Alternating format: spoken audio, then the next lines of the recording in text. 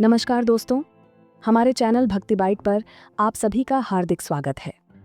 दोस्तों, आज हम बात करेंगे कि मंदिर में रखा हुआ लौटा जल क्यों इतना महत्वपूर्ण है और उसे किस सही तरीके से उपयोग में लाना चाहिए। साथ ही हम यह भी जानेंगे कि मंदिर में लौटा किस धातु का होना चाहिए, पीतल, तांबा या कुछ और। कई लोग इस बारे में अनजाने में गलतियां कर देते हैं और बाद में उन्हें पछताना पड़ता है। इस वीडियो में हम आपको बताएंगे कि इन गलतियों से कैसे बचें, क्योंकि इससे नुकसान हो सकता है। मंदिर में एक लोटा जल हमेशा सही तरीके से रखना चाहिए। अब बात करते हैं घर के दीपक की। क्या आपको तांबे, लोहे, पीतल, कांसे, स्टील या मिट्टी का दीपक रखना चाहिए? सही दीपक का चुनाव न करने पर भी घर में परेशानियां आ सकती हैं, जैसे स्त्री दोष, शनि दोष, कालसर्प दोष या गरीबी। यदि आप इस वीडियो को बीच में छोड़ने का सोच रहे हैं तो आप अभी छोड़ सकते हैं, लेकिन कृपया ध्यान रखें, अगर आप मां लक्ष्मी का अपमान करते हैं तो यह आपके लिए शुभ नहीं रहेगा। मुख्य द्वार पर जल छिड़कने का सही तरीका। बहुत से लोग यह सवाल पूछते हैं कि मुख्य द्वार पर जल छिड़कने का सही समय और तरीका क्या है। क्या इसे स्नान के बाद करना चाहिए या बिना स्नान के भी किया जा सकता है? क्या झाड़ू लगाने से पहले जल छिड़कना चाहिए या बाद में?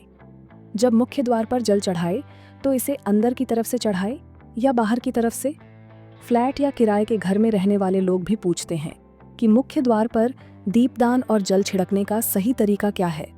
आज का वीडियो इन्हीं सवालों के जवाब पर आधारित है। घर के बाहर दीपक जलाने के 5 बड़े फायदे। नंबर 1, पृथ्वी से अंधकार दूर होता है। घर में दीपक जलाने से न केवल घर का अंधकार दूर होता है, बल्कि यह नकारात्मक ऊर्जा को भी बाहर कर देता है। जहां दीपक जलता है वहां सकारात्मक ऊर्जा का वास होता है। नंबर 2, वैज्ञानिक लाभ। जब घर में शुद्ध घी या सरसों के तेल का दीपक जलता है तो उसके धुएं से वातावरण शुद्ध होता है और हानिकारक कण नष्ट होते हैं। नंबर 3, सुख समृद्धि का वास। जिस घर में भगवान के सामने दीप जलाया जाता है वहां मां लक्ष्मी की कृपा बनी रहती है। दीपक को पूर्व दिशा में रखने से दीर्घायु प्राप्त होती है और उत्तर दिशा में रखने से धन संपन्नता बढ़ती है। नंबर 4, बीमारियों से बचाव। अगर दीपक के साथ एक लौंग भी जलाई जाए तो इसका असर 2 गुना हो जाता है। यह त्वचा संबंधी बीमारियों को दूर करने में मदद करता है। नंबर 5, शुभ शक्तियों को आकर्षित करना। सनातन धर्म के अनुसार जिस घर में सुबह शाम दीप जलाया जाता है वहां कभी अंधकार नहीं होता। जलता हुआ दीपक शुभ शक्तियों को चुंबक की तरह खींचता है। मुख्य द्वार पर जल छिड़कने के नियम। रात में तांबे, पीतल, स्टील या चांदी के पात्र में जल भरकर रखें। यदि गंगा जल उपलब्ध हो तो थोड़ी मात्रा में डालें। सुबह उठकर सबसे पहले मुख्य द्वार पर जल छिड़कें। यह उपाय वास्तु दोष, पितृदोष, तंत्र मंत्र और बुरी नजर से बचाव करता है। इस उपाय को सूर्योदय से पहले करना चाहिए।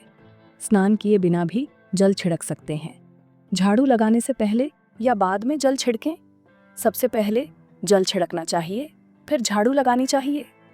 सुबह उठते ही दोनों हथेलियों को देखें और मां लक्ष्मी का ध्यान करें।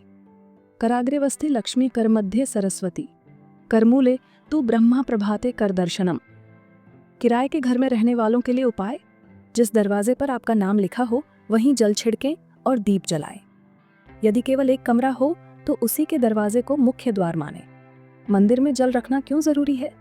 जल ऊर्जा संचित करता है। सुबह की पूजा के दौरान एक लोटा जल मंदिर में रखें और दीपक जलाएं। यह जल पूरे घर में सकारात्मक ऊर्जा फैलाता है। इस जल का छिड़काव करने से बीमारियां दूर होती हैं। यदि कोई व्यक्ति भगवान को भोग नहीं लगा सकता तो मंदिर में जल रखना अनिवार्य है, लेकिन मंदिर का जल तुलसी में नहीं चढ़ाना चाहिए। सही दीपक का चुनाव। तांबे, पीतल और मिट्टी के दीपक शुभ होते हैं। स्टील, लोहा और कांच के दीपक से बचना चाहिए। कांच का दीपक राहु और केतु को नाराज करता है। रुई और कच्चे कलावे का दीपक सर्वोत्तम होता है। मंदिर में घंटी क्यों बजाई जाती है? जब घंटी बजती है तो जितने तीर्थ, जप, तप और दान हो रहे होते हैं उनका पुण्य आपके खाते में जुड़ जाता है। ताली बजाने से भी पुण्य प्राप्ति होती है। गरुड़ घंटी का नाद करना अति शुभ होता है। मंदिर के पट बंद होने के बाद घंटी नहीं बजानी चाहिए। अगर आपको यह जानकारी पसंद आई तो कमेंट में जय मां लक्ष्मी जरूर लिखें। धन्यवाद।